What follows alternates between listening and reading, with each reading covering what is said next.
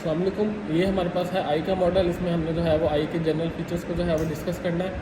सही है। अब ये वाला जो है हमारे पास ऑर्बिटल कैविटी के अंदर आई बाल को फिट किया हुआ है और इस मॉडल में जो है वो जनरल सिर्फ आई बाल के फीचर्स हम लोग जो है वो देखेंगे। सही है। अब ये हमारे पास ऑर्बिटल कैविटी है। ऑर्बिटल कैविटी पे आई बाल यहाँ पर फिट हुआ हुआ है। तो ये आई बाल के ये जो सामने हमें ये वाला जो स्ट्रक्चर नजर आता है इसे हम लोग कहते हैं आई बॉल का कॉर्निया। सही है। और ये साइडों पर जो है वो आई बाल का स्क्लेरा होता है, जिसमें जो है वो स्क्लेरा जो है बेसिकली आई बाल के मसल्स की अटैचमेंट प्रोवाइड कर रहा होता है। ठीक है। तो हमने इसमें बेसिकली मसल्स और जो हमें वेस्कुलेचर वगैरह नज़र आ रहा है हमने वो चीज़ें यहाँ पर देख ली।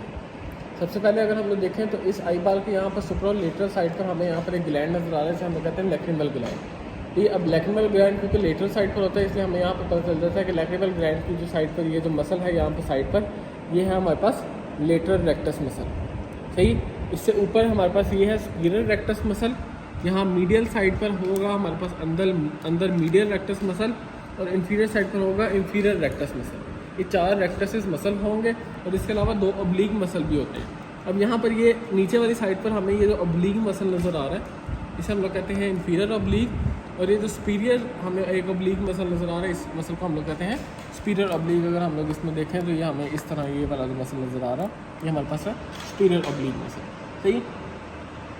उसके बाद अगर हम लोग यहाँ पर इस मसल को हटा कर देखें तो हमें ये जो है वो ये ऑप्टिक नर्व है बेसिकली, जो ऑप्टिक डिस्क के लेवल पर जो है वो यहाँ से एंटर हो रही है और ये यहाँ पर ऑप्टिक कैनाल से जो है वो क्रेनियल कैविटी के अंदर एंटर हो रही है। ये वाले पॉइंट ऑप्टिक कैनाल का पॉइंट है, यहाँ से जो है वो ऑप्टिक नर्व एंटर हो रही है। तो ये वाली वेसल्स जो हैं वो ऑप्थेल्मिक आर्टरी की ब्रांचेस जो है वो सेंट्रल रेटिनल आर्टरी वो पहले बाहर होती हैं और बाद में इसको पियर्स करके जो है वो इसके अंदर चली जाती है। सही। तो ये हमें यहाँ पर नज़र आ रही है सेंट्रल रेटिनल आर्टरी की ब्रांचेस। सही।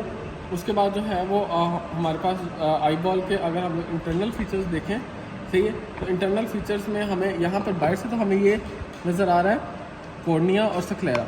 उसके बाद अगर हम लोग अंदर से देखते हैं सही है तो अंदर से हमें ये अंदर की लेयर्स नज़र आती हैं। ये जो ब्लैक कलर में हमें ये नज़र आ रहा है ये हमारे पास सिलरी बॉडी। सही। सिलरी बॉडी के बिहाइंड ये जो रेड कलर में है ये हमारे पास है सिलरी मसल। सही है। इस सिलरी बॉडी से पीछे ये वाला जो येलो कलर का सारा है ये है हमारे पास रेटिना। सही है। रेटिना और सिलरी बॉडी के दरमियान का जो जंक्शन पॉइंट होता है इसे हम लोग कहते हैं ओरा सिरेटा। सही।